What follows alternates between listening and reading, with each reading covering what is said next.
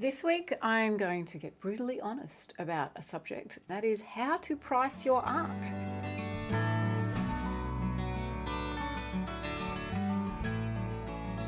This is part of a series about how to sell your art, how to value your art, how to value you, and whether you are ready to take this step. But if you are someone like me and you've got a whole heap of pieces of art and you're not sure how to keep track of them, where all the photos are, what the sizes are, etc., because you want to sell them, well, I've got a fantastic download. It's free in the description below. Go and have a look at it because it gives you 3 different ways of documenting your art.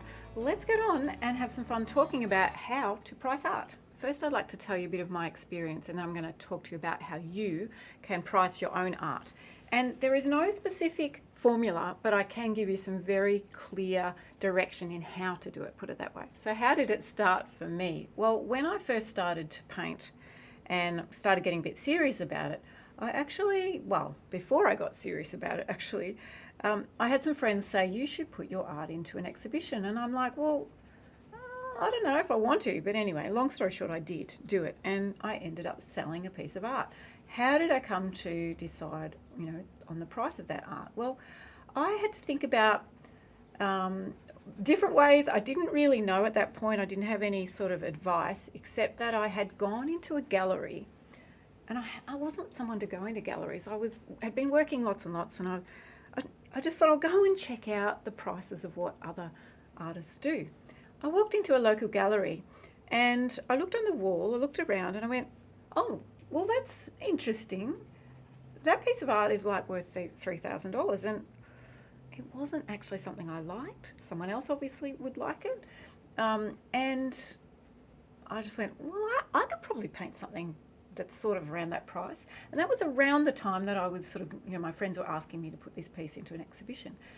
And so I thought, oh, well, okay, how am I going to price this thing if I'm going to put it in this, major exhibition? So I had been working as a graphic designer for a while, and I had been charging $80 an hour. So I thought, well, let me work out how many hours I think I've spent on this. I thought, oh, roughly 30, give or take. And I thought, well, okay, so that's about, what is it? About 2,500, I think, somewhere there, maybe 2,400. And I thought, oh, okay, sure, that sounds good. And then I knew that this exhibition would put 30% on. So again, don't quote me on the exact price here, but I think I put it as 3,200 roughly. So I just put a little bit more price on because I thought, well, I would really like to get that much for it. And I thought to myself, back to that gallery, and went, oh yeah, okay, cool. Well, that sort of all lines up. I had no idea what I was doing, and really, I thought, well, this is my first go at it, I'll have a go. And I knew that in other exhibitions, this particular exhibition, people had been selling pieces for $5,000, $10,000, some $40,000. So I knew people wouldn't think I was being silly putting that price on, but it felt really big to me. And that was about 13 years ago. Have I changed my prices since then? Have I changed my thoughts since then? Actually, not a lot. I actually really liked that particular sort of formula for my canvases, although I don't stick to it completely. I sort of have a bit of a general feel for a painting now. Like this piece here, this is a really big piece, and I sold a piece this size for about, probably bigger than this, for $10,000 last year. Might have been the year before, but yeah. And this one will be probably about that, could be even a little bit more. And it's taking a long time. There's a lot of detail in this. So, I really do think about also, how much time it takes, and the materials that it costs, and how much the canvas costs, and things like that. But those costs are fairly minimal. It really is a lot more to do with how much time you put in, how much demand there is for your particular subject. But it's really interesting. Since I started my first painting many, many years ago now, I've done quite a few, and I've actually sold over $100,000 worth of paintings, which sort of shocked me for a little bit there, because, if you do the maths, people, that's 1 or 2 paintings a year over, 10 plus years. It's certainly not something to make my living off, but really, I love doing it. So, that's the great thing about it, and it's a nice little bonus every now and then. I'll tell you a little bit more about how serious I'm going to get in a minute about that. So since that time when I sold that painting, I have now bought myself a gallery, And I've learned a lot doing that, because I've realised that my gallery is actually not the place for my art, because the clientele that come in there, or the visitors and the tourists that come there, are more looking for pieces that are under $1,000, and most of my pieces are over $1,000. So I'm actually about to sell the gallery, because I'm starting to get a bit more serious about selling my art. Amongst other things, I'm wanting to move on and do some retreats and some other things in the rest part of my life. I've loved having a gallery, it's been amazing, but I've learnt a lot about helping artists price their art. So that's what I wanted to talk to you about, was how you can actually price your art, no matter what sort of style your art is. I suppose all of this will sort of relate to any type of art that you're doing. The main thing, there's a couple of things that I take into consideration. One is the audience that you feel, like I just said then, my audience, it just definitely didn't sell, but it didn't change the way that I price things. But if you have a piece in a cafe as opposed to a high-end exhibition, you could bump your prices up in a high-end exhibition. Like, when I say high-end, I mean like a really well-known exhibition that's worldwide and people, put in from all over the world. There'll be a lot of pieces of art that are quite, pricey. So you could put it up, but if you put that same price on a piece in a cafe, you're probably not going to sell it. The environment makes a big difference. So when I started to price that first piece, I knew that I wanted to feel good about it, and I wasn't going to put, a really low price. And I had got, suggestions from that from a curator friend, and she said, you've got to, really love what you have, the price that you're going to get, and feel like it's worth it, and feel like your art is worth it. So what I would say to a student who wants to sell art, or even an artist who comes in and is displaying art in my gallery, and they're asking a question, I say, well, what do you want to price it at? Okay, so this piece here, might be a watercolor, in a frame, and I'll say $500, and I will say, are you sure about that? And they'll look at me like, well, I don't know, you're the one who knows. I'm like, but I'm going to take 20% of that. And that's the other thing you've got to take into consideration, that galleries will take 40 to 50%. We just take 20. But, are you happy with that? And they might say, well, no, that'll mean I'll only get, a fraction of that. I said, well, put your price up. How would you feel about putting 950 on it? And they're like, oh yeah, that'd be amazing. I'm like, yeah, okay.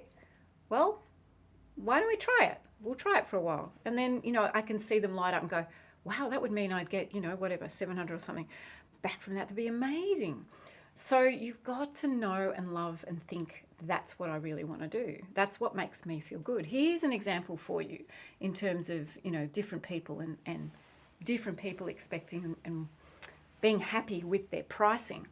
I had a student who was selling a piece. She had never sold before, and I had a student exhibition, and she had some beautiful pieces that she was, doing or selling. And I said, well, what price do you want to put on it? And she'd spent a lot of time on them. She's this beautiful 80-year-old who'd learnt to paint, through me. And she just went, oh, $50. I'm like, what? No, you can't do that. She said, yeah, I'd be so happy with 50. I said, no. So I said 250. So, and she comes back with her label and it said $200. I'm like, all right, okay, sure. We'll put it up for 200. That was a steal. I'm like, no way. I mean, as in, you could have put a lot, but she could have put $600 on it and someone would have bought it. It was so beautiful. I'll show you a picture of it here. It was so lovely. Anyway, she sold her piece before it even got on the wall because of the price. It was so low, but someone loved it anyway. But she was so happy. She was like in shock, like she'd won the lottery. She was so happy. So that's what you've got to take notice of. Now, having said that, you've also got to not undervalue yourself. You've got to think what's happening in your head is like, oh no, mine's not, I'm not worth that. Stop yourself from thinking that, like, oh no, I can't put it at that price because, I'm only just a beginner and blah, blah, blah, and surely not. The price that you put on something shows how much you value who you are and how much you value your work. And I'm smiling because I'm not good at this. I've had people say I should double my prices. I'm like, no, I'm not going to do that. Well, maybe I will in the future. I don't know. But I have a price now that I'm happy with. It feels like it's a good, happy medium. And it feels good for me. But the thing is, I'm not good at putting myself out there and saying, here's my art, please buy my art. And here's the price. I'm a little nervous, like this is a $15,000 piece. I'm like, ooh. It can be hard when you put big prices on things. Another story I will tell you to sort of help with this illustration. So I had another student who was selling her piece, or wanted to sell her piece. Well, actually, she didn't want to sell a piece, but the conversation was, if you sold your piece, how much would you put on it? And it was a smaller piece, and it was an oil, and it was her first piece. It was really lovely. It was a landscape. And I said, how much would you like to, if you were to sell this for? And I said, $500? She said, no. $1,000? She said, no. $1,500? No. $2,000? No. I'm like, whoa, she was going up and up and up and up. And I'm thinking, well, if I put it in my gallery, I wouldn't be able to sell it for that. So I knew that was too much in terms of the audience that might see it. But she said, someone I know said that they would pay that for it. It was someone she knew. And for her, it was such a valuable piece of art. It meant so much to her. She traveled this big journey, and she said, no, I wouldn't put it under that price. And I was so proud of her. I'm like, well, good on you. You've worked out what you want, and that's what you would stick to. And I think for all of us that really want to value our art and not put our prices down, it's really good to put a high price on, especially if you don't want to sell a piece. And that also tells, and this is another thing to consider, that also tells the audience, it tells the client, tells whoever's coming into a gallery or exhibition space, there must be something valuable about this, because that price is, decent. And so they were like, ooh, well, maybe they're well known, or maybe they spent a lot of time on this, or maybe I should look at it closer. So by putting higher prices, you actually help people step into your paintings a little bit more and appreciate it. So there's a whole heap of different ideas and thoughts for you. There's no hard and fast formula, but the main thing is that you have to feel that it's meaning something, it's valuable to you, that you feel that good feeling about, yes, I want to sell it for that amount. That means I feel valuable, I feel respected, I feel like my art has, got the mark on it that I want, and you feel good about it. And even if it doesn't sell, then you know that you have put your boundary there. You've said, this is what I want. And for you, that's a lot of my teachings is about you feeling good about you and your own art. And it doesn't matter about anyone else. I don't know if you know anyone about Mel Robbins. She's got this book called Let Them with Your Art. You don't want to put your focus on what anyone else thinks of your art. Just let them think what they like about your pricing. Let them think what they like about your work. But you have to be certain about what you want and how much you value yourself and value your art. We're going to talk more about all sorts of different ways that you can make money from your art, doing prints and all sorts of things in the episodes following. And if you want to watch the episode before this, you'll get a bit of an overview of me talking about, well, do you want to sell your art and what are my values in that as well.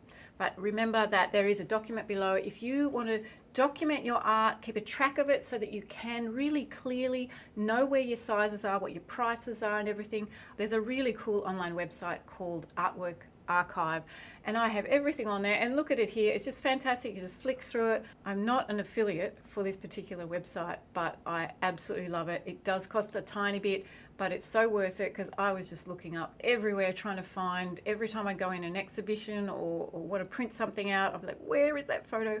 It's brilliant. But there's 3 different ways that you can document your art in the free download below, so go and have a look at that. I really encourage you to value your art enough to document it, to actually put it in a place where you can find everything and it's all really clear. It's even got, in the one that I use, it's even got a spot to put in comments from the buyer and even, their details of, who bought it and their address and everything. So if you ever want to contact them again, it's so good. I really love it. So in the next video, I'm going to talk more about galleries and approaching places that you can actually put your art in, including online. There's a few really cool online galleries, I suppose you can call them. So we're going to have a look at that. I've been going around looking at galleries myself, and I'm going to give you some feedback on what I've found out for my own work. So I'm really looking forward to that. My parting message to you, as always, is just enjoy your art, enjoy your creativity, and don't get too hung up on pricing and selling. As long as you're enjoying your art, it's going to bring you joy, it's going to bring others joy, and if you can sell it, even the better. Yes, we'll talk more about how we can really get in there and sell more and get your work out there. But the main thing is that you really enjoy what you're doing, and I really encourage you not to just go out and do all commissions and kill your soul on doing things that don't really mean anything to you. You've got to still do the art that you love. You can do a few on the side, but keep doing the things that you really love to do.